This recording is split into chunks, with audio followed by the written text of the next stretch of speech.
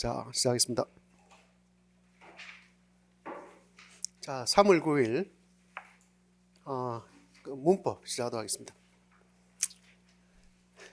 보통 우리 처음 만날 때는 안녕하세요 이렇게 이야기하고 가야 되는 게 정상인데 반갑다는 거지 뭐. 자, 우리 3, 4월에는 중세국어 문법 기초편 나가도록 하겠습니다. 난 늘 생각하지만 이 기초편이 사실은 기초가 아니거든요. 은근 중요한 부분이고 기초로 하기에는 조금 더 나가지 않나 하는 생각이 드는데, 뭐 오랫동안 공부를 한 사람들 입장에서 볼 때는 이게 기본이지만 제일 중요한 부분만 다뤘구나 하는 걸 알았으면 좋겠습니다. 예전에 그 7자 교육과정이 나오고 난 뒤에 내가 생각해도 7자 교육과정 뒤에 현대국어 문법이 있고 중세국어 문법이 있었어요. 근데 그 중세국어 문법에 대해서 민현식 선생님이 뭐라고 썼냐면 중세국어 문법을 7자 교육과정의 문법 뒤에 정리된 것만큼 정리하기가 쉽지 않다라고 쓴 글을 어디선가 본 적이 있어요. 당신의 책에서 봤습니다. 중세국어를 다루면서 그렇게 쓰더라고요. 그만큼 약간 뭐 아쉬운 점이 없는 건 아니나 대체로 잘 써진 글이다라고 생각할 수 있는 것 같아요. 그래서 왜 이 이야기를 하느냐? 왜 우리가 그거 그러겠어라고 생각하고 들어가면 기분 안 좋잖아. 왜 그죠? 미심쩍고 맞죠? 의심스럽고 그렇잖아. 근데 내가 좀 전에 이야기했듯이 뭐 그렇다고 해서 이게 뭐 7차 교육과정에 쓰였던 뒤에 나오는 그 예문과 똑같대라는 말은 못하지만 그걸 기초로 해서 만든 거니까, 그죠? 민현식 선생님처럼 그런 대각이신 분도 이보다 더 잘 정리할 수 없다 했으니 뭐 그보다 낫지 않겠어요? 여러분들이 내가 한 말에 대해서 부정하려면 문법의 대가이신 민현식 선생님보다 더 공부를 많이 했어야 부정할 수 있지. 그렇지 않겠습니까? 예. 감안하고 봤으면 좋겠습니다. 이 책에는 크게 보면 두 가지로 나뉘거든요. 지금 212쪽부터 나오는 것은 중세국어 문법 기초가 되는 것이고, 한 4주 정도 잡고 봅시다. 아니면 한 4주 정도 하면 되겠죠? 조금 많이 나오면 한 5주 정도? 4주면 끝나지 않을까 싶어요. 그 다음에 238쪽부터는 중세국어 문법 심화편 이렇게 있거든요. 다음에 언젠가 내가 할 이야기 5월쯤에 가면 이야기하겠지만 이 부분은 순수하게 내가 정리한 겁니다. 거의 100%. 한 3년 동안 고생해 가면서 한 수십 권의 책을 펼쳐놓고 정리한 책이거든요. 내용이라서 내용도 많고 생각보다 어렵습니다. 그렇지만 한번 보면 도움은 되겠죠, 그죠? 네, 그런 내용입니다. 그걸 하기 위한 기초 내용이 바로 지금 3, 4월 보는 거다라는 걸 감안하고 보면 좋겠습니다. 우리가 일반적으로 기출문제 보면 알겠지만 교육론 문법 문학이 3대 3대 4, 그죠? 그 30대 30대 40% 나오거든요. 그 중에서 문법은 30% 중에서 중세국어는 2문제 아무리 많이 넣어도 8점 이상은 넘어서지 않습니다. 그러면 서술형 2문제 정도로 생각하면 되거든요. 물론 조금 적게 넣으면 한 6점, 그죠? 기입형 넣으면 아니면 8점 정도 나온단 말이죠. 근데 8점이라는 게 그게 뭐 큰 비중을 차지하느냐라고 생각할지 모르겠지만 난 그렇게 생각하지 않아요. 정말로 이걸 다 손을 놓고 가는 사람은 바보, 그렇게 생각할 수밖에 없는 게 조금 하면 무지 쉽거든요.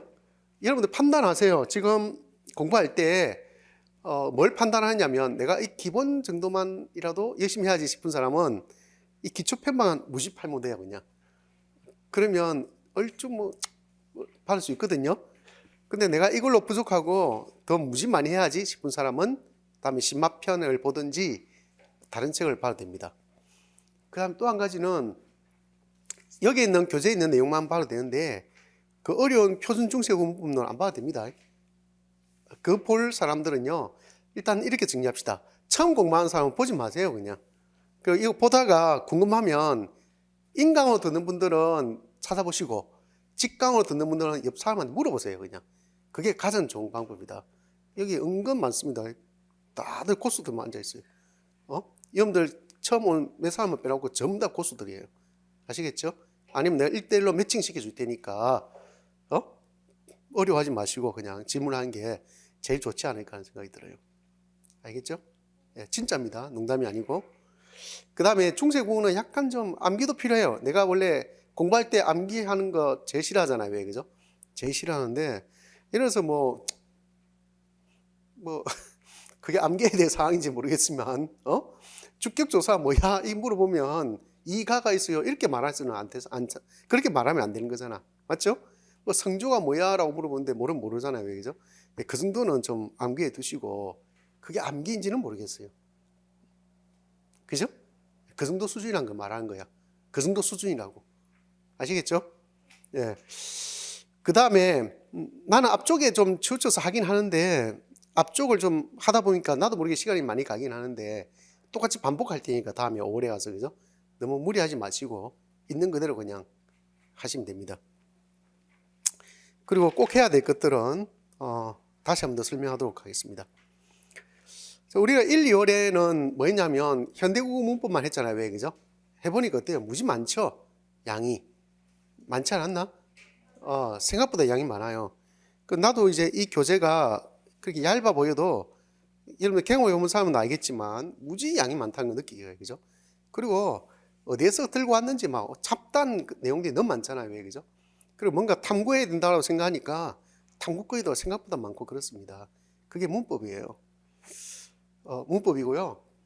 이게 그 옛날 객관식 때는 좀 객관식 때문에 문법이 뜨긴 했는데 그 객관식이 끝나고 나서 서답형이 왔을 때는 처음에는 문법이 무지 쉬웠어요.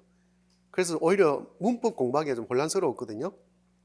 그러다가 어느 순간부터 문법에서 쓸데없이 자꾸 구석에서 문제를 내고 그렇게 하는 바람에 무지 어렵게 느껴진 때가 있어요. 그것 때문에 문법이 좀 질리게끔 만드는 그런 계기가 되지 않았나 하는 생각이 들거든요. 그러다가 지금부터 한 3년 전부터는 문법 문제 유형이 좀 바뀌었습니다. 바뀌었고요. 작년에서 좀 많이 바뀌었고 올해 와서 그 전통이 조금 이어진 듯한 느낌이 들고 그러니까 2023학년도에 그죠? 조금 그런 느낌이 있었습니다. 근데 그게 왜 그러냐를 생각해 보니까 일단은 문법을 그렇게 어렵게 내야 돼라는 비판이 무지 많았어요. 문법이 국어라는 전체 영역에서 국어 교육이라는 전체 영역에서 차지한 비중이 뭐겠는데 그렇게 어렵게 내야 돼? 왜 애들이 문법을 그렇게 수험생들이 문법을 그렇게 많이 해야 돼? 하는 문제점이 무지 많이 나왔어요. 학회에서도 그 비판을 많이 받았거든요. 그런 어려움이 있었고 두 번째 그러니까 문법을 출제하는 분들이 예전에는 뭐라 이야기할까? 쉬울 때는 또 쉽게 내면 면이 안 서잖아요. 그죠? 그러다 보니까 이미 냈던 것 말고 새로운 걸 내다 보니 좀 구석에서 내는 경향도 있었고 그 무렵에 새로운 책들이 좀 나왔어요. 책들이 나오면서 그 책이 출제 근거가 되면서 조금 뭐 그런 책들에서 나온 경향이 있어요. 그래 되면서 살짝 어렵게 느껴진 느낌이 있었거든요. 근데 요 근래에는 새로 나온 책이 없을 뿐더러 출제 근거로 삼을 만한 내용이 별로 많지가 않았어요. 그러던 찰나에 좀 쉬워졌는데 그러던 찰나에 수능 체계가 좀 바뀌었습니다. 예전에는 수능이 수능이 분리되지 않았잖아요. 왜? 그죠? 공통과 선택으로 분리되지 않았잖아요. 왜? 근데 분리가 되는 과정을 2년 전부터 겪었고 작년에 처음으로 분리된 거죠. 그렇게 되면서 작년에 국어 문제 유형이 전공국어의 문법 문제 유형이 언매 수능 모의고사 있잖아요. 수능 기출문제나 모의고사의 지문처럼 길어지는 경향이 좀 있었어요. 이해됐죠? 지문처럼 길어졌어요. 그래서 내가 저번에 1, 2월 할 때도 여러분들한테 그 이야기 했을 겁니다. 이게 이제 국어도 문법을 바라볼 때 적어도 출제하는 사람이 수능 출제하는 사람과 많이 겹치거든요. 그리 되다 보니 이게 국어에서 전반적으로 문법이 차지하는 위상이라 해야 될까? 그것의 변화를 이 사람들이 눈치챘구나, 잘 인식하고 있구나 하는 생각을 내가 하게 되었어요. 그래서 아마 모르긴 해도 그 기조가 작년에 그렇게 낸 걸 갑자기 바꾸지는 않지 않을까 하는 생각이 들어요. 아시겠죠? 그래서 어쩌면 여러분들 공부할 때 올해는 EBS에서 나온 음매와 관련된 자료 좀 찾아보고, 그 다음에 수능 기출 문제도 좀 보고, 수능 기출 문제는 한 3년 전부터 좀 수능 기출 문제 나왔던 게 임용시험이 나오고 그랬습니다. 알고 있죠? 예, 그게 되면서 약간 기출 문제도 좀 보면서 음매에 대한 거 있잖아요. 그것도 보고, 그 다음에 수능 모의고사, 그것도 평가원 정도 차원, 안 그러면 뭐 공인된 도교육청 정도에서 노는 거 있잖아요. 그런 문제 정도는 찾아보는 게 좋지 않을까 하는 생각이 들고요. 나도 모의고사 때 뭐 그런 거 좀 참고해서 좀 보면 되지 않을까 생각하고 있고, 그 다음에 좀 더 여유가 있는 사람들은 뭐 그렇게 어렵진 않지만 이미 시중에 나와 있는 문법이나 국어와 관련돼 있잖아요. 고등학생들이 보는 그런 문법이라 부르지 못하잖아 지금. 언어 뭐 이렇게 부르는데 그와 관련된 책을 좀 찾아보는 것도 좀 나쁘진 않지 않을까 하는 생각이 듭니다. 아시겠죠? 뭐 내용이 그렇게 어렵진 않아요. 그래서 한번 살펴봤으면 좋겠다 하는 생각이 듭니다. 자, 그 다음에 내가 오전에 교육론 어떻게 공부할까 열심히 1시간 내내 설명했는데, 이제 문법의 시간이 되었으니 문법 공부는 어떻게 할까에 대한 이야기를, 이 부분은 좀 짤막하거든요. 간단하게 이야기하고 진행하도록 하겠습니다. 내가 한동안은 이제 문법을 좀 쉽게 나와서 문법을 뭐 단거나 시키고 이런 말을 내가 안 했어요. 안 했잖아요, 그죠? 예전에는 무심 많이 했는데 안 하거든. 근데 작년에 이번에 합격해간 친구가 그걸 무지 강조했잖아요, 여러분한테. 그죠? 강조를 했단 말이야. 자기는 해보니까 좋더라는 거야. 그게 단기간에 합격하기 좋은 거죠. 이 책 저 책 많이 쳐다보면 오히려 혼란스러우니까 한 책에 다 모아서 보겠다 이거잖아요. 왜 그죠? 뭐 나쁘지 않다고 생각해요. 일단 처음 공부하는 친구들 같은 경우에는 뭐가 있냐면 뭘 어떻게 해야 될지 모르잖아. 맞잖아요. 여러분들 분명히 봐. 우리 1, 2월에 이 책으로 했지만 또 여러분들 그룹 스터디 할 때는 학교 문법과 문법 교육으로 또 했죠. 3, 4월부터는 또 딴 책으로 한다면서. 그죠? 그러면 학교 문법과 문법 교육도 받고 내 교재도 받고 그 다음 또 새로운 책으로 또 한다고. 이 새로운 책은 계속 나올 거잖아요. 왜 그죠? 그러면 어떻게 되는 거예요? 벌써 개론서 관련된 책을 3권 보는 거잖아. 3권째 접하는 거잖아요. 왜 그죠? 거기다가 지금 우리는 중세국어 하거든. 또 중세국어와 관련된 책도 여러분들 보지 않겠어요? 맞잖아요. 한 권 더 본다 하더라도 4권이 되잖아. 많아지지 않아 좀? 그러면 어디에 무슨 내용이 있는지 여러분들 알까 모를까? 몰라요. 그죠? 모른다고. 그래서 내가 하는 이야기인데 한 번쯤 정리해보는 것도 괜찮겠다 하는 생각이 들어요. 한 권에 모아보는 것도 괜찮겠다. 한 권에 모을 때 내가 1, 2월에 뭐라고 여러분들한테 설명했냐면, 최종적으로 제일 마지막에 갔을 때 목차라도 제대로 넣으면 합격한다라고 이야기했잖아. 문법 때문에 걱정하는 일은 없을 거다. 목차 정도는 나온다는 것이 무슨 의미냐면 전반적으로 문법이 어떤 틀을 가지고 있는지 있잖아요. 그걸 제대로 깨고 알고 있기 때문에 목차 정도 나오는 거죠. 그렇지 않을까? 그리고 나는 옛날에 내 아주 오래된 내 제자 학교에 있을 때 그 애한테 그런 이야기 했다잖아. 너 그렇게 목차를 만들어서 와봐 하니까 그애가 10몇 장을 만들어 왔다고. 목차를 만들어 왔는데 그걸 가지고 목차만 가지고 네가 가지고 있는 공부한 문법적인 지식 있잖아요. 그걸 설명해 보라고 이야기했던 적이 있거든요. 그렇게 설명이 되면 합격하는 거다. 근데 그 애가 공부하는 스타일을 아니까 제가 그랬어요. 목차를 들고 왔길래 그랬어요. 그랬다고. 합격한다고 이제는. 올해 합격할 거야. 그 이야기 했던 기억이 나거든요. 그 진짜 합격하더라고. 그게 뭐 문법 때문에 합격하고 떠나서 공부가 되어 있다는 뜻이거든요. 그러니까 여러분들도 최종적으로 목차를 만든다 생각하고 있잖아요. 안 그러면 처음부터 목차를 이책 저책 봐가면서 만들어 놓고 거기에 틀을 더 보태가면서 있잖아요. 자료를 넣어가면서 여러분들만의 책을 만들든지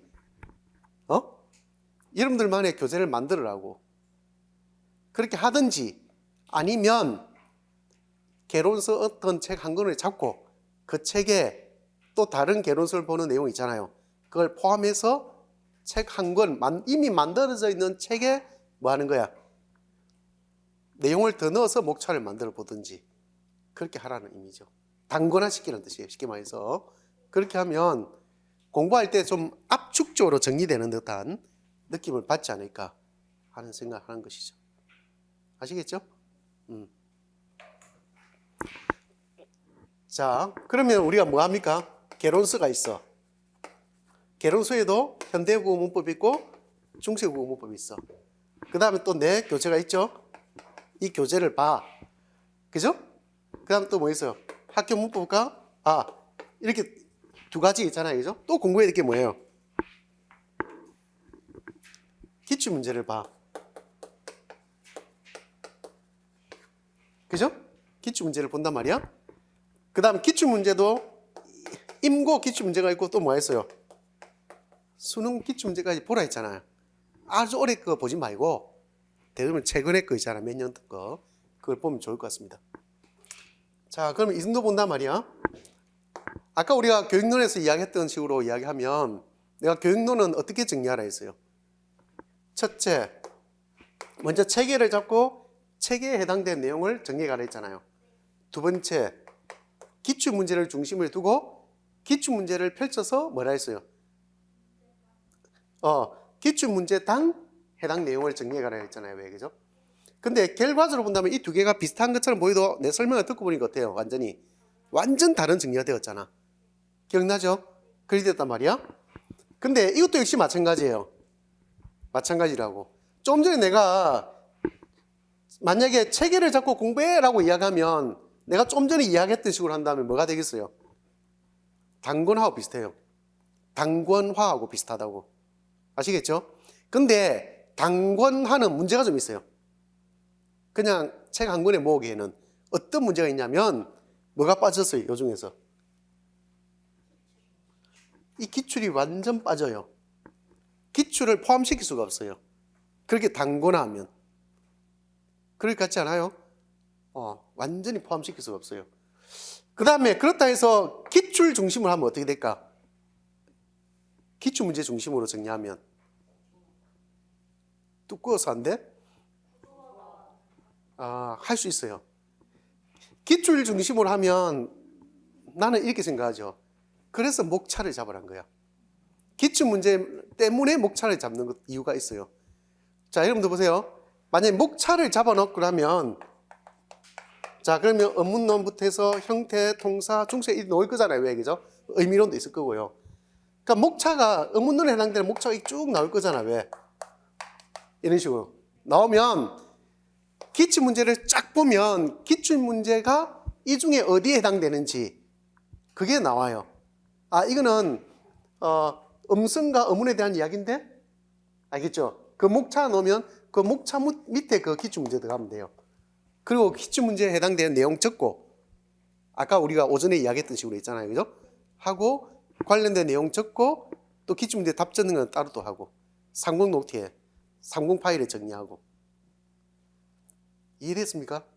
단 요거는 체계 잡기가 생각보다 어렵고 목차가 너무 많아지기 때문에 목차를 제일 앞에 따로 출력해가지고 있잖아요. 따로 두고 그 다음 그 뒤에는 목차별로 정리하는 거야. 아시겠죠? 그리고 앞에 목차에 대한 목차를 정리해 두라고. 우리 뭐 하냐면 해법 문학에 보면 제일 앞에 뭐가 나와요? 작품 연도별로 작품이 나오고 작품 옆에 어디에 출제되었어 이게 나오잖아요. 왜? 그런 식으로 만들어 보라고. 이해했습니까? 그러면 목차를 만든다고. 그죠? 그러면 만약에 목차가 쫙 넣으면 목차 옆에다가 이거는 몇 년도 몇 년도에 출제되었어. 또 몇 년도에 출제되었어. 이게 나온다고. 아시겠죠? 그러면 여러분들이 다음에 그 문제를 찾으려면 그 목차에 몇 년도 넣어서 하는 거 그것만 보고 넘기면 파일을 넘기면 그 해당된 부분에 그 파일이 있다고. 이해됐죠? 이것도 정리할 때 되도록이면 짤막한 거는 뭐 특별히 정리할 필요 없을 때는 뭐 한 면에 다 하면 되고요. 아시겠죠? 내용이 좀 더 필요하다면 뭐 한 장을 한 문제로 하든지 이렇게 해서 정리해 나가면 돼요. 정리하는 방법은 아까와 똑같습니다. 교육론 할 때처럼 똑같습니다. 아시겠죠? 그러면 아까 이야기했던 식으로 할게요. 그러면 이제 상공 노트가 있다 이렇게 있으면 문법은 문제가 길지가 않아요. 어떤 거는 이만한 문제가 있고 어떤 거는 사이즈가 길어봐야 이 정도밖에 안 돼. 있으면 요 상에 요 옆에는 뭐라 했어요? 비워두세요. 아시겠죠? 그럼 요 뒤쪽 편에 요 넘겨서 뒤쪽 편에 그럼 뭐 적겠어요? 이 각종 개론서에서 읽은 해당되는 내용도 있잖아요. 그거 적겠죠? 그 다음 뭐 적겠어요? 내 교재에 있는 내용도 필요하면 적겠죠? 또 뭐 적겠어? 이런 문제. 이 문제 중에서 임고는 이미 요 문제잖아. 그럼 뭐만 적으면 돼? 수능 중 문제 중에서 필요한 내용 발제해서 적으면 되는 거죠. 그러면 끝. 더 공부하다가 새로운 내용이 나오면 더 첨부해서 넣으면 돼요. 그럼 간단하겠죠? 이거 처음에 무지 힘들어 보이는데 생각만큼 그렇게 시간 많이 걸리지 않아요. 해보면 간단하게 끝납니다. 자, 다시 한번 더 이야기하겠습니다. 체계 잡아서 할 때는 아까 일종의 단권화하고 비슷하다 했잖아요. 근데 단권화의 문제점이 어떤 책을 보더라도 빈 공간이 많지가 않아요. 새로운 내용을 갖다 넣어야 되는데 그렇게 하면 어떤 문제가 생기냐면 공간이 부족하니까 내가 정말 열심히 노력하지 않으면 빽빽하게 채워 넣기가 생각보다 어려워요. 그런 문제점은 있지만 공부를 계속 하다 보면 단권화만큼 공부 방법이 좋은 건 없어요. 사실은. 아시겠죠? 두 번째, 기출문제 중심으로 정리하면 이렇게 정리하면 깔끔하게 정리가 되잖아요. 왜? 하다 보면 어떤 장점이 있냐면 서로 비슷한 것들이 계속 반복되는 걸 확인하게 돼요. 그럼 그것들을 이러면 하다 보면 같이 묶어서 정리하고 있어요. 그렇게 되거든요. 그리고 그 앞에 목차에 대한 목차를 미리 정해놓고 있잖아요. 그죠? 그 페이지를 확인해 가면서 정리하면 한눈에 다 볼 수 있는 특징이 있어요. 그 비슷한 것끼리 같이 묶어서 기출문제까지 있잖아요. 같이 묶어서 볼 수 있는 장점이 있고 이능 수능 문제를 보더라도 그 관련된 내용을 넣어서 있잖아요. 붙여가면서 한 파일에 다 넣을 수 있다는 장점이 있지 않을까 하는 생각이 듭니다. 알겠죠? 어느 쪽이 유리한지는 나도 모른다. 여러분들이 알아서 판단하시고 단지 이제 공부를 할 때 흩어놓지는 마세요. 지금 여러분들 식으로 하면 여러분들 공부하는 방식으로 지금 아무것도 안 했다 생각한다면 다 흩어져 있어요. 지식들이. 그리고 여러분들이 가지고 있는 책들 보면요. 개념이 다 다릅니다. 다 다르게 설명하고 있어요. 그때 한 개념을 잡고 왜 이 책에는 이렇게 설명하고 왜 저 책에는 저렇게 설명했을까? 한 권으로 모으다 보면 그 설명한 방식에 대한 이해를 구할 수가 있어요. 이거는 이 책은 이것 때문에 이렇게 설명했고 저 책은 저것 때문에 저렇게 설명했구나 하는 걸 알 수가 있어요. 아시겠죠? 그 다음에 또 한 가지 이 기출문제 중심은 만약에 여러분들이 정리해야지라고 생각하는 사람들이 있다면 내가 보건데 시작을 어디서부터 하느냐면 일단은 서답형만 하세요. 그 과거의 것은 돌아가지 말고 서답형 걸 하라고. 서답형 걸 하되 여러분 잘 생각해 보세요. 잘 들어보세요. 서답형 걸 하되 아주 옛날에 나온 책 기출문제 있잖아요. 왜? 예전 서술형 문제부터 객관식까지 있잖아요. 왜? 그거는 보면서 서답형 관련 문제 밑에 넣으세요. 그냥. 아시겠죠? 답 써보는 것은 서답형만 할 거거든. 답을 써보는 것은 서답형만 한다고. 아까 우리가 오전에 교육론 이야기했던 식으로. 이해했죠? 그러니까 서답형만 하세요. 그러면 양이 많지가 않아요. 절대로. 그러면 서답형에 만약에 선어 말음이 오가 나왔잖아요.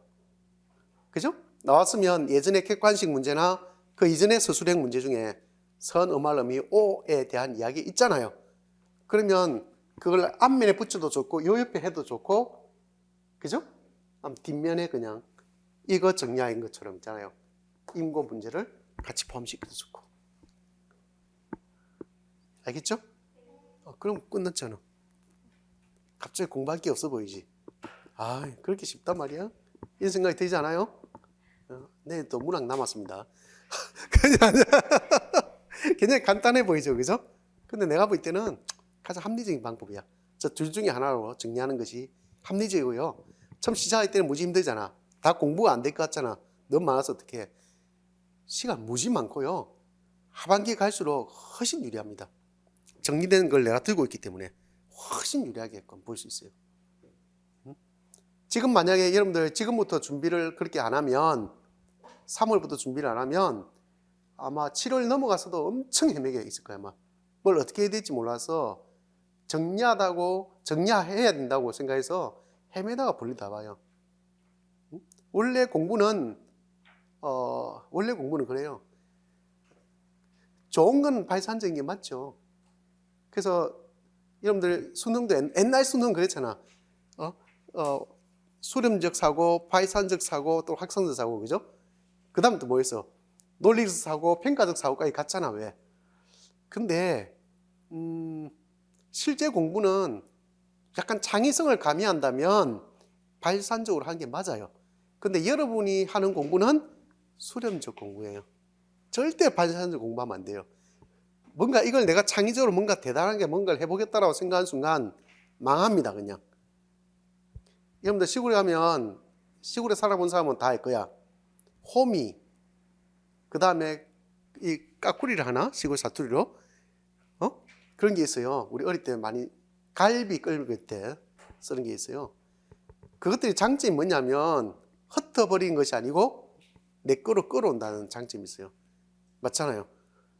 그런데 예를 들어서 이것도 파헤치고 저것도 파헤치면 사실은 그 파헤친 게 어디 있는지 모르거든.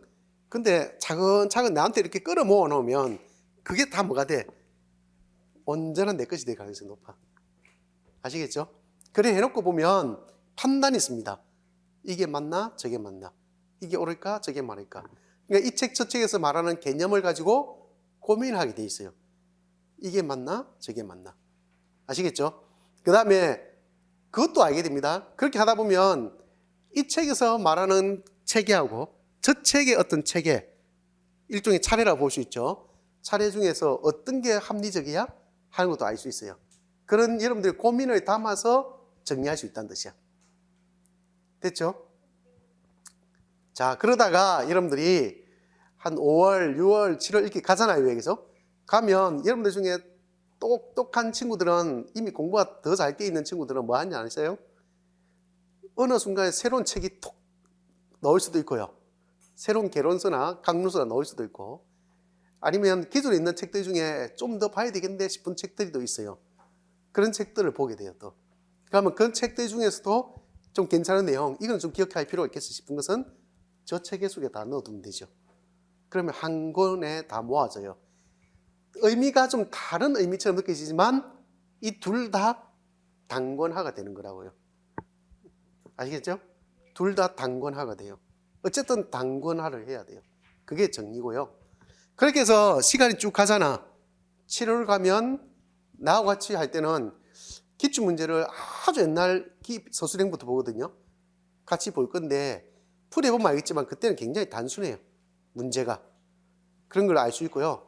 그럼 객관식 같이 보고요. 같이 보면서 또 필요한 거 있으면 또 더 보충해서 넣고 그렇게 하면 돼요. 뭐 어떻게 하는지 알겠습니까? 예, 그렇게 정리하세요. 그러나 저러나 중세국어문법 기초는 기초니까 해야지 뭐 어쩌겠어. 아시겠죠? 그렇게 하도록 하겠습니다.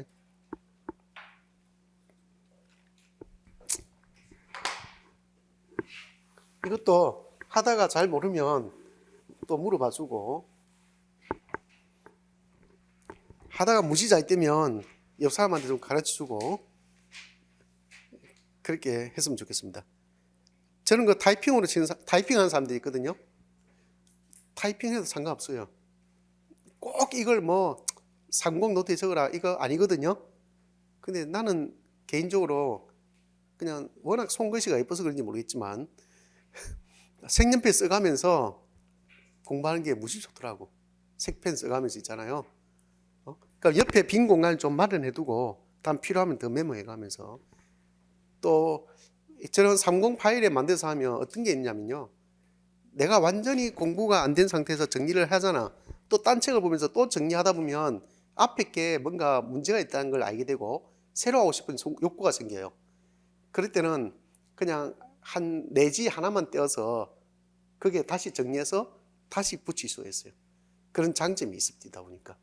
그리고 오랫동안 나의 흔적으로 남겨둘 수가 있습니다. 근데 파일로 만들어두잖아요. 컴퓨터 작업해서. 그 얼마 못 가요. 내게 아니게 됩니다. 어딘가에 묻어두면 그게 끝이잖아요. 그죠? 내 말이 사실인지 거짓인지 내가 증명해 보일 수 있습니다. 여러분들 가끔 내 연구실에서 내가 한 번씩 보여줬잖아. 왜? 내 옛날에 내가 임고 공부할 때 정리해 놓은 거 봤죠, 여러분들? 그때 문학 정리해 놓은 거 봤죠? 그 다음에 또 뭐 있더라? 문법. 그 당시에 우리는 뭐 공부할 게 특별히 없었으니까, 그 당시 문법 내가 허웅 스님의 그 어문학이라든지, 국악. 난 그걸 강의로 들은 적 없거든요. 우리 학교에서는. 근데 그건 내가 다 혼자서 다 정리했잖아요. 근데 그게 무슨 보물처럼 느껴지더라고. 너무너무 좋아가지고. 그 당시 내 손글씨가 어땠나 알 수 있고, 그때도 내 똑같이 30 파일에 정리한 거 봤잖아. 무지무지 나는 기분 좋더라고. 세월 지나도. 그거 내가 이사하다가 우연히 발견하고 난 뒤에 내가 막 자랑하고 싶어 미친 줄 알았어요. 그래서 아무나 예쁜 사람도 있으면 그 공책을 본 사람은 예쁜 사람들이야. 그러니까 내한테서는 미인이야. 그래서 아무나 이렇게 자랑하고 싶더라고. 아, 그때 세월이 얼마나 흘렀는데 내가 여러분들 같은 청춘의 나이 때 나는 이렇게 했었다. 그러면서 그 당시 공부를 정말 열심히 하던 그 기억들이 떠오르고요. 그게 하나의 추억이 되더라고. 그래서 버릴 수가 없어요. 여러분들도 그랬으면 좋겠어요. 난 다음에 우리 애들이 다음에 더 커서 취업을 하기 위해서 공부를 하잖아요. 그죠? 그럴 때 나 보여줄 생각입니다. 그때 아빠가 이렇게 했다? 뿌듯하지 않겠어요? 예. 그러니까 타이핑 하지 마시고 손으로 직접 한번 써보세요. 그게 결국 우리는 서술하는 시험이잖아요. 왜? 그죠? 글 쓰기에도 도움 많이 됩니다. 그리고 정리되지 않으면 손글씨로, 손펜으로 있잖아. 손글씨로 그렇게 정리해서 30 파일로 옮기지 못해요. 정리되지 않으면. 분명히 있습니다. 근데 컴퓨터로 정리하면 어떤 일이 벌어지지 않아? 타다가 좀 이상하잖아. 다시 수정할 필요 있잖아요. 왜? 그냥 커서 옮기고 델 하고 있잖아. 지우고 그냥 써버려요. 무슨 의미인지 몰라요. 다시 써야 되는 불편함은 없는 대신 그게 내 것처럼 느껴지지가 않아요. 그런 특징이 분명히 있습니다.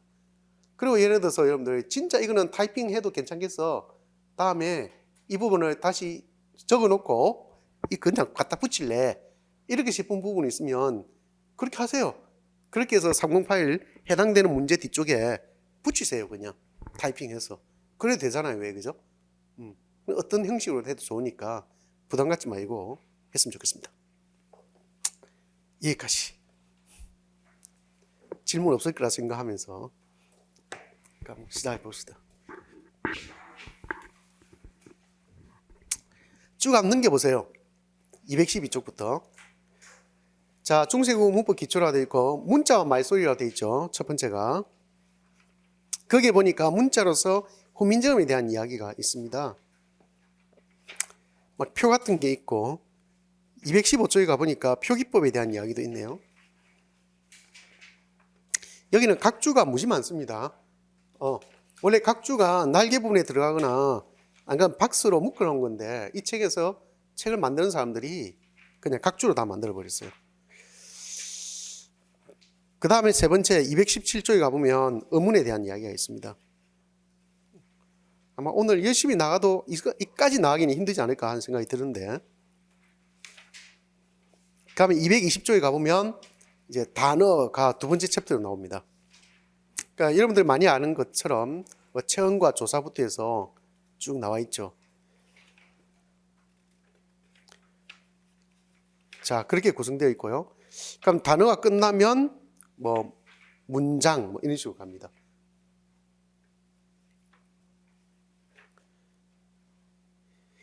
예문도 간단하고 해서 보기에 좋게 그렇게 되어 있습니다. 그 다음에 여러분들 이건 꼭 기억하세요. 중세 국어는요, 여기에 정리되어 있는 내용들은 첫째, 현대 국어와 다른 중세의 특징만 있어요. 그거 여러분들 꼭 기억해야 되는데요. 예를 들어서 현대 국어 문법 하면 뭐부터 합니까? 어문이 있으면 어문이 뭔지, 음성이 뭔지, 그죠? 발음 기관이 뭔지 뭐 이런 것들이 나오잖아요. 근데 여기는 그런 게 전혀 없습니다. 현대 국어 문법처럼 설명하지 않아요. 그러니까 이 중세 국어 문법을 보면서 현대 국어식 설명을 보겠다라고 생각하면 안 돼요. 그래서 약간 암기가 필요하다는 이유가, 우리가 중세 국어를 공부하는 이유 중에 한 가지 뭐겠어요? 중세 국어를 통해서 체언이 뭔지, 조사가 뭔지를 공부할 이유가 하나도 없잖아요. 왜? 그죠? 현대 국어와 다른 점만 찾으면 된다는 뜻이에요. 아시겠죠? 그런 관점을 꼭 취해줬으면 좋겠고요. 그러니까 두 번째, 굉장히 좀 지양되어야 될 건데, 중세 국어 하면 항상 사람들이 고민에 빠지는 게 있어요. 형태에서 분석해야 될까? 하는 생각을 진짜 많이 합니다. 형태에서 분석해야 될까? 근데 그런 공부법을 굉장히 지양해요. 못하게 한다고. 그렇게 공부하지 말라고 그래요. 분석적 공부를 하지 말라고 그런다고. 아시겠죠? 예를 들어서 중세 국어를 형태에서 분석까지 해야 돼라고 하면서 가르치는 사람이 있으면 그분은 중세 국어에 자신이 아주 많거나 중세 국어만 가르치거나 막 그런 가능성이 높아요. 그런데 일반 국어 교육의 관점에서 볼 때 중세 국어를 형태에서 분석까지 해가면서 가르치지 말라고 하고 있어요. 분석적으로 가르치지 말라 한다고. 무슨 말인지 알겠죠? 단지 그 말이 어떤 변화 과정을 거쳤는가를 아는 것은 중요할 때가 있어요. 국어사적으로 중요할 때가 있거든요. 근데 그런 거 몇 가지 빼고는 전혀 할 필요가 없습니다. 아시겠죠? 그래서 형태에서 분석을 되도록 하지 마세요. 그 다음에 예를 들어서 예문의 뜻이 궁금할 때가 있잖아. 그죠? 그럴 때는 거의 대부분의 예문들이 표준 중세 국어 문법론이나 이런 책에 많이 나오는 예문이거든요. 그 책에 해당되는 부분을 찾아보면요, 뒤쪽에 다 나옵니다. 현대 어플이 나오거든요. 그걸 확인하면 됩니다. 아니면 나한테 물어봐도 되고. 근데 모르면 찾아보면 되잖아요. 왜? 그죠? 아니면 요즘에 인터넷 발달되어 있으니까 뭐 웬만한 것들은 인터넷 찾아보면 다 나오거든요. 많이 번역되어 있습니다. 이제 우리말로. 그런 걸 확인하면 되지 않을까 하는 생각이 듭니다. 아시겠죠? 왜 이런 이야기를 하냐면 분석적으로 공부하기 시작하면요, 끝이 없어요. 공부할 분량이 너무 많습니다. 그래서 되도록이면 그렇게 하지 말라는 거죠. 그런데 하다 보면 여러분들 중에 좀 공부가 좀 많이 되어 있는 사람들 있잖아요. 그죠? 그분들은 자연스럽게 하게 돼 있어요. 자연스럽게 자기도 모르게 하게 돼 있거든요.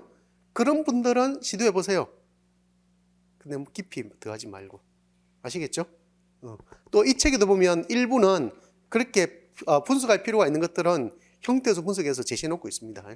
그거는 내가 생각할 때 필요하다 싶어서 하는 것이지 그 이상의 뜻은 없습니다. 그 다음에 공부할 때 선별적으로 좀 공부하는 게 필요해요. 여러분들 아까 내가 이야기할 때 처음 공부한 사람들은 표준 중세 공부 인책 보지 말라 했잖아요. 그죠?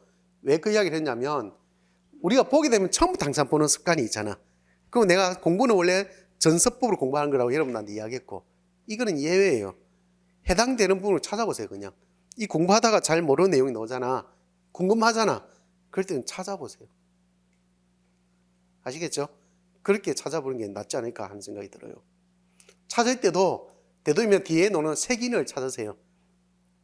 그런 전공서 있잖아요. 색인을 찾아보면 해당되는 부분을 쉽게 찾아낼 수 있지 않을까. 심지어는 뭐 그런 책들은 뭐 주로 만약에 오가 있다면 오에 대해서, 선어말음이 오에 대해서 주로 다룬다면 앞에 표시까지 다 해놓고 있어요. 그 부분에 대해서 주로 다룬다. 해당되는 페이지에 대한 표시까지 해놓고 있습니다. 아시겠죠? 네, 그렇게 보면 될 것 같습니다. 자, 212쪽 문자와 말소리부터 보겠습니다. 쉽게 갈게요. 자, 훈민정음 이렇게 돼 있다, 그죠? 이 훈민정음에 대한 이야기 창제자라고 돼 있잖아요. 왜, 그죠? 이때 훈민정음은 뭘 뜻하는 걸까? 문자를 말합니다. 문자로서의 훈민정음의 창제자는 세종이다. 이렇게 돼 있죠. 왜 세종인가에 대한 이야기는 많습니다. 그래서 뒤에 내 심화 쪽에 가보면 내가 그와 관련된 예들을 많이 제시해 놨거든요. 그거 다음에 찾아가면서 하면 될 것 같고, 그래서 일반적으로 세종이 직접 만들었다 하는 것을 우리는 뭐라 하냐면 친제설, 그렇게 합니다. 친제설.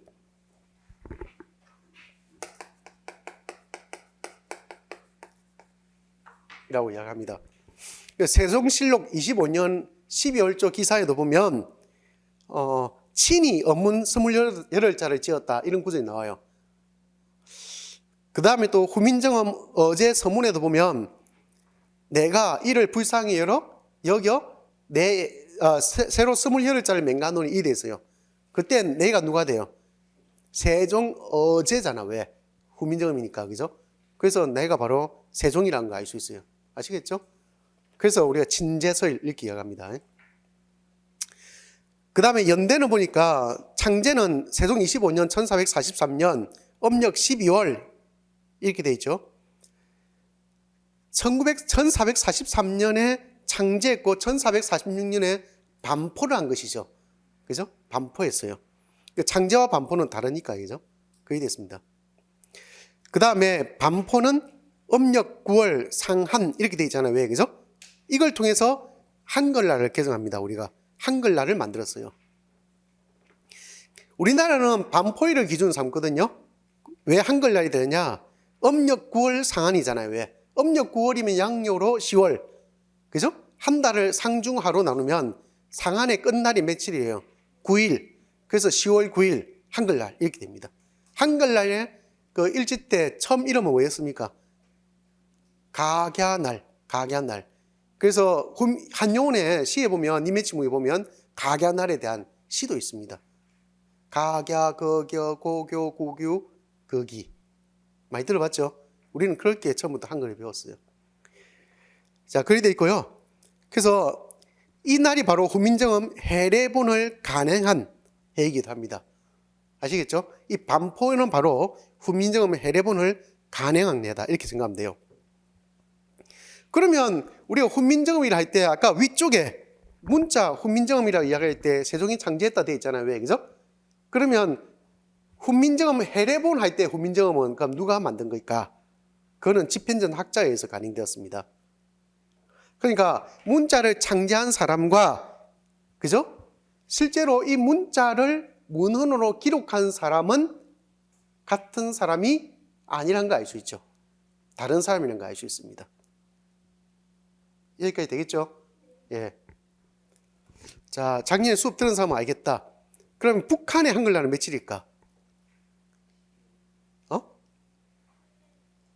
북한은 창제일을 기준으로 삼습니다. 그럼 창제일 며칠이라고 되어 있어요? 음력 12월. 그러면 음력 12월은 한글로, 양력으로 하면 어떻게 돼요? 1월. 음력 12월이라 했지 상달 이런 말이 없잖아요. 그래서 음력 12월의 중간 정도 생각한 거예요. 그래서 북한의 한글날은 1월 15일. 알겠죠? 우리가 통일되면 한글날부터 통일시켜야 될 것 같아요. 아이, 좋죠. 둘 다 쉬는 날 무지 좋습니다. 내가 무지 바라는 날입니다. 예.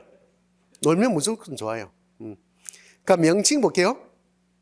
문자 체계의 명칭인데 우리 고유 문자인 한글의 공식 명칭이 바로 훈민정음 이렇게 됩니다.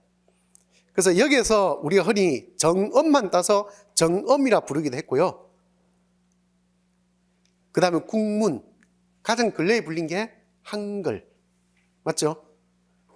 그 다음에 그 당시에는 언문으로 불리기도 했고요. 그 다음에 우리 문자를 좀 업신여겨서 암클로 불리기도 했습니다. 암클, 반절, 그죠? 후민정음에 대한 다양한 이름들이 있거든요. 그 중에서 우리 문자는 굉장히 업신여겨서 부른 이름들이 있다고. 반절이라든지 암컬이라든지, 그죠? 아랫말, 아예 아해들이 말이라고 해서 아랫말로 불리게 됐어요. 너무했죠. 자, 그래서 한글의 공식 명칭이고요. 백성을 가르치는 바른 소리, 곧 우리 어음을 바르게 쓰는 글, 이런 뜻을 가지고 있습니다.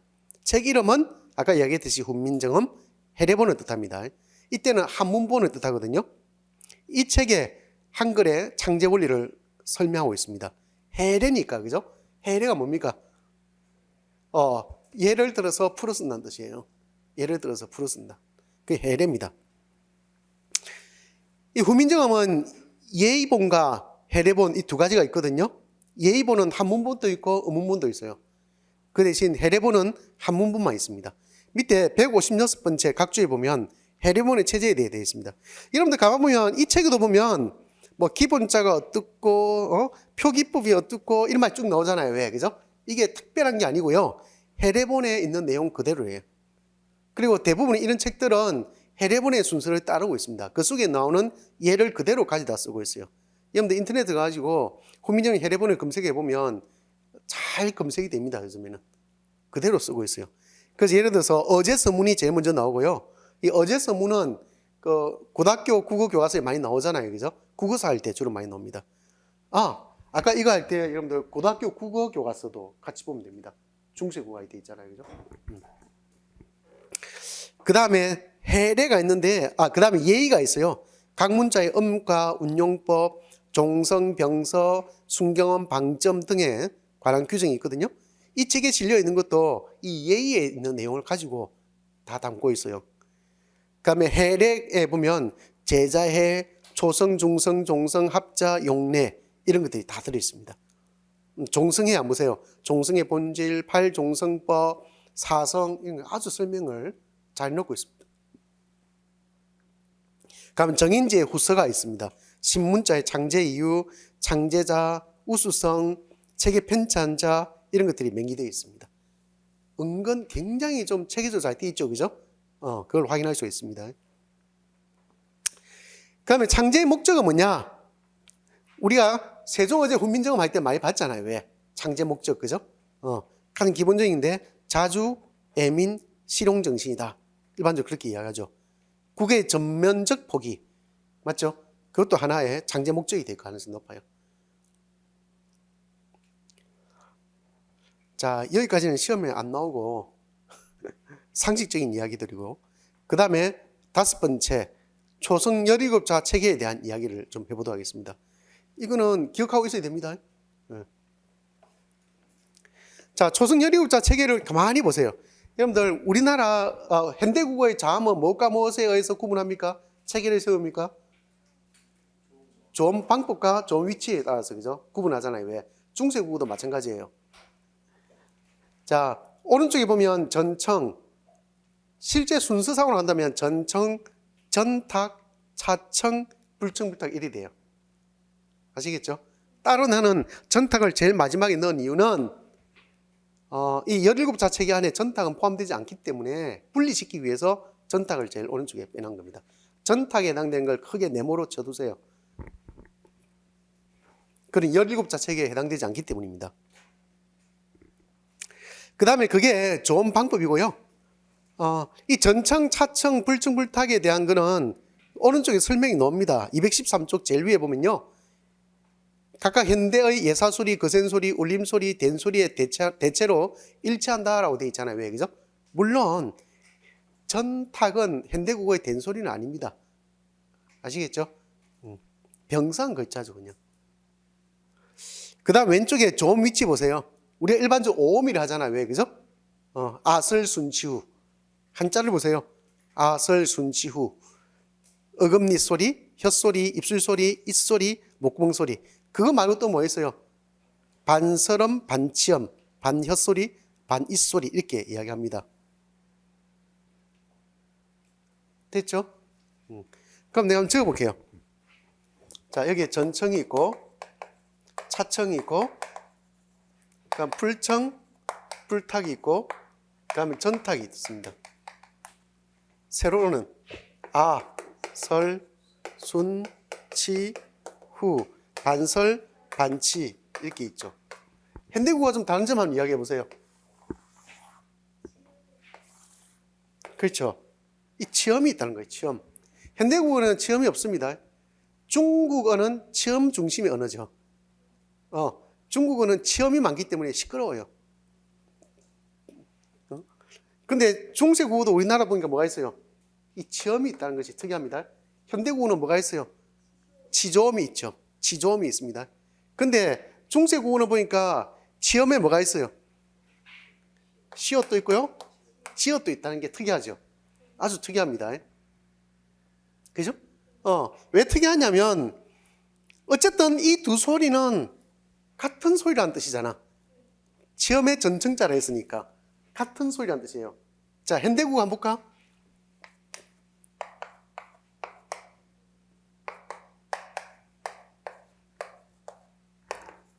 자음체계잖아요. 그죠? 근데 시옷은 여기 있고 지읒은 여기 있거든?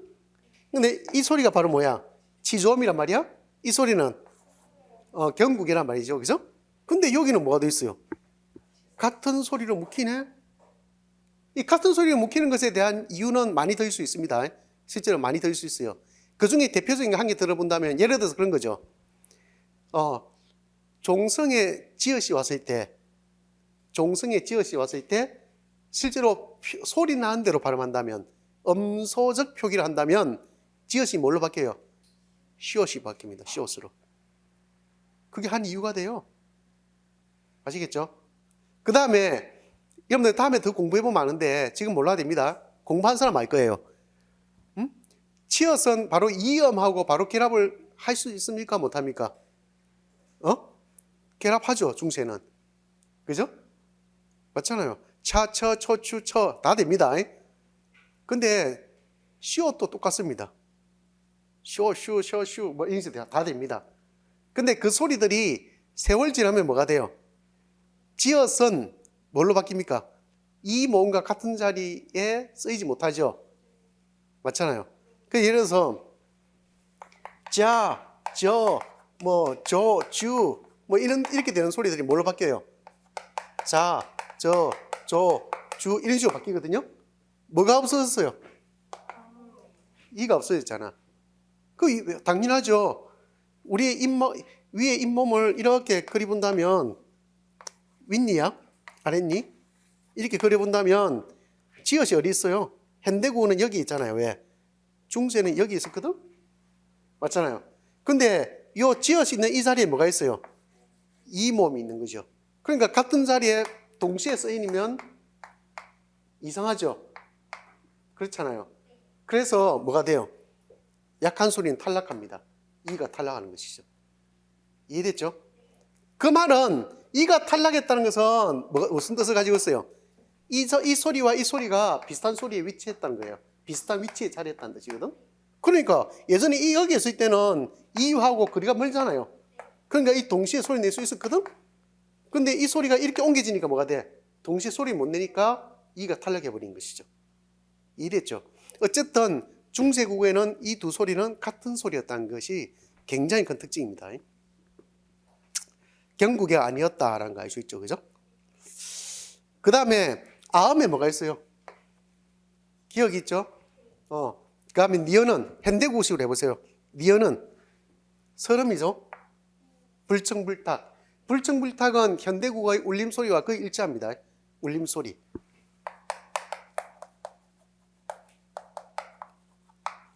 그럼 디귿은 여기에 들어가겠죠? 리얼은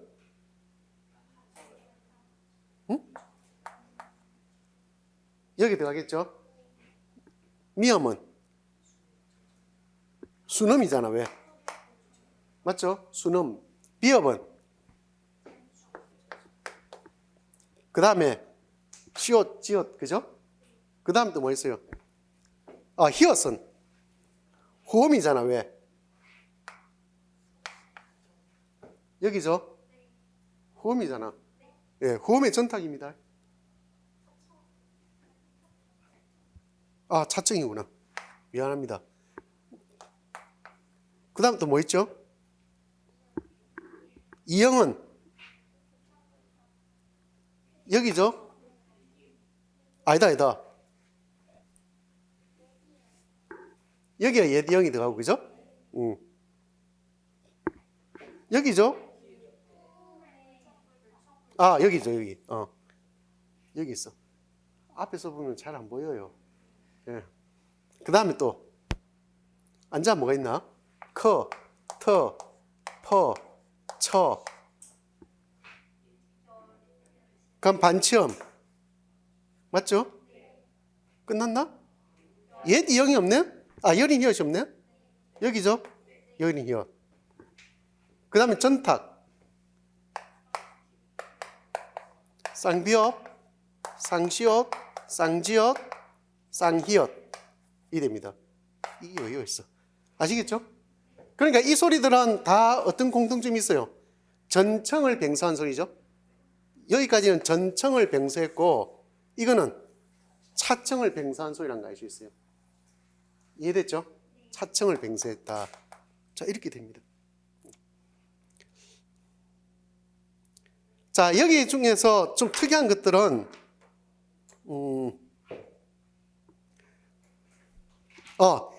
지금 여기 보면 이 소리나 이 소리 같은 경우 또 여기는 없지만 순경 비읍 같은 거 있잖아요. 이런 소리는 뭐가 돼요? 유승마처럼. 중세국어에는 유승마처럼 있었다는 게 더 특이하죠. 이런 것들은 지금 없어졌잖아요. 왜? 유승마처럼 없어졌습니다. 없어졌고 그 다음에 또 특이한 게 중세는 후음이 발달했어요. 여기도 후음이고 여기도 후음이네. 맞잖아요. 후음이 무지 발달했다는 특징도 있어요. 근데 현대국으로 오면 후음은 히읗 하나밖에 없거든. 뭔지 알겠죠? 히읗 하나밖에 없단 말이야. 그런 것처럼 중세는 후음이 발달했다는 것도 알 수 있습니다. 그 다음에 또 특징이 뭘까? 실제로 이 소리하고 이 소리는 실제로 음가가 없었습니다. 아시겠죠? 실제로 음가가 없었다. 이형 있잖아요, 이형. 이형하고 여린 이어선 실제 음가가 없었잖아요. 왜, 그죠? 그게 하나의 특징이고요. 중세는 이 옛 이형을 썼잖아요. 그죠? 옛 이형이 꼭지 있는 이형이잖아. 왜, 그죠? 옛 이형인데, 이 소리는 그 당시에 초성과 종성 동시에 써 있어요. 초성에도 써 있고, 종성에도 쓰인 흔적이 있습니다. 뒤에 가서 또 설명할게요. 같이 써 있습니다. 그러다가 이제 이 소리가 유승마처럼 사라지거든요. 요 소리 있잖아요. 이 유승마처럼은 얘들이 이제 근대국으로 가는 시기에 사라져요. 근데 이 소리 보니까 뭐예요? 이 소리가 비슷하잖아, 모양이. 아시겠죠? 비슷한데 다음에 이 소리가 사라지면서 소리가 사라진 게 아니고 표기가 사라진다고요. 사라지면서 얘가 뭘로 바뀌어요? 이런 원 꼭지에 떼게 됩니다. 그래서 이형으로 바뀌어요. 그렇게 되면서 실제로 초성에는 쓰이지 않고 이제는 종성으로만 쓰이게 됩니다. 현대국어에서 초성에 이형이 음가가 있습니까? 없습니까? 없잖아요. 왜, 그죠? 그래서 쓰이게 되죠. 그래서 차이가 납니다. 그것도 알아두면 도움 될 것 같고요.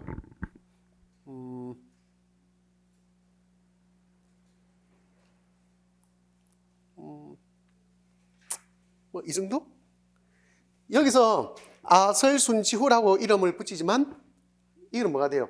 어금니, 설은, 혀, 이거는 입술, 이거는 이, 이거는 목구멍 소리, 목청 소리. 알겠죠? 그렇게 이걸 이제 돌려서 놓으면 뭐가 돼요? 이렇게 되겠죠? 현대국어처럼 됩니다. 아시겠죠? 예. 자, 다시 한번 더 책을 보겠습니다. 자, 아까 내가 이형하고 여린 히읗은 자, 보세요. 이걸 여린 히읗이다 하잖아요. 왜, 그죠? 이 이형하고 여린 히읗은 음가가 없었다 했잖아요. 왜? 음가가 없었는데 초성 17자 책에 속합니다. 특이하죠? 음가가 없는데도 초성 17자에 속해. 요게 얘들은 어디에 쓰인 거예요? 단순한 기호입니다. 단순한 기호인데 이거 들어봤을 거예요.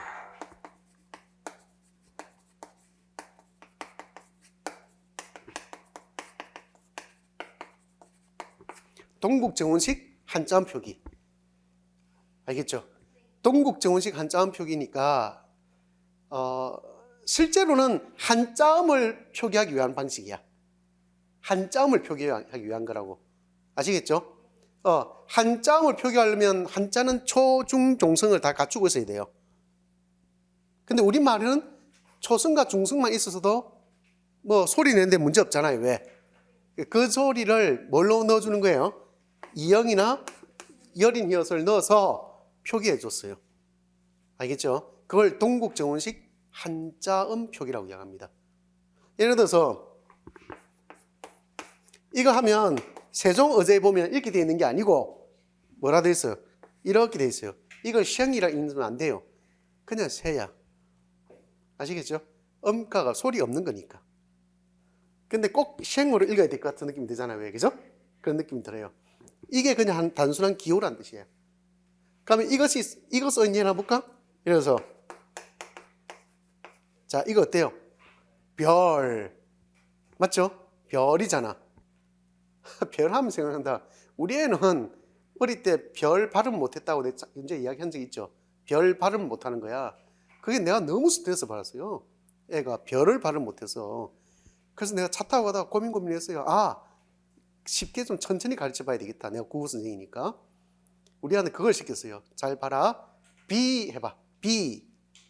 얼 해볼래? 얼. 잘하는데? 비얼 해봐라고. 그러니까 비얼 잘하더라고. 잘한다 야 너. 더 빨리 할 수 있니 형? 예 하더라고. 나보다 더 빨리 할 수 있니 한번 보자. 나 해볼게. 별 어때? 저도 할 수 있어요 하면서 별 이러더라고. 더 빨리 해볼래? 별이 되는 거야. 그래 별. 잘했죠? 그래서 제가 이중모음을 잘 소리 낼 수 있게 되었다고. 내가 구선생님이 아니었으면 우리 애는 아직도 벌 하고 있을 거예요. 그러지 않을까? 끔찍해요 정말로. 아니 이래서 저 부산 사람들이 쌀 발음이 안 돼가지고 살 하는 거 그건 끔찍하다 말할 수는 없잖아.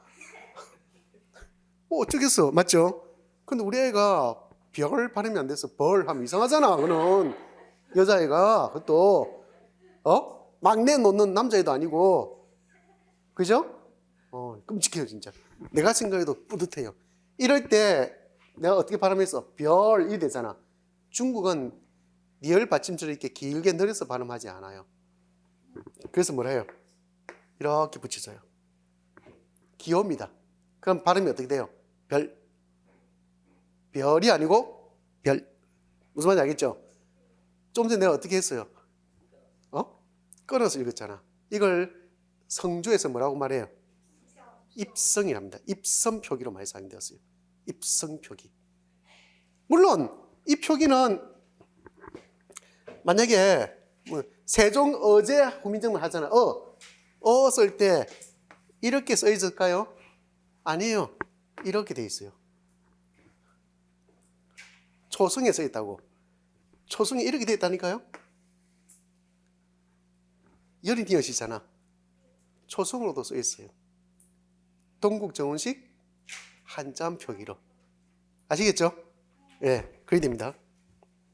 자, 그러니까 지금 우리가 초성 17자 체계에 대해서 살펴보고 있는데 현대 국어와 다른 점이 생각보다 많죠, 그죠? 예, 그걸 초성 17자 체계에서 발견할 수가 있다고요. 자, 그러면 이번 시간에 우리가 주로 한 게 뭐냐 하면 잘 보세요. 공부 어떻게 할까? 이야기했고 어떤 책으로 공부할까? 했고 마음가짐 어때야 될까? 비슷했죠, 그죠? 예, 그런 이야기 했고 그 다음에 중세국어 문법 기초에 대한 이야기 했잖아요, 왜, 그죠? 이 책에 대한 이야기도 했거든요. 그러다가 호민정이 뭔지 한글날이 뭔지 이야기했고 그 다음에 초성 17자 체계에 대해서 이야기했거든요. 이게 다가 아니고 좀 쉬었다가 초성 17자 체계에 대해서 다 하지 않은 이야기, 조금 더 심화된 이야기에 대해서 해보도록 하겠습니다.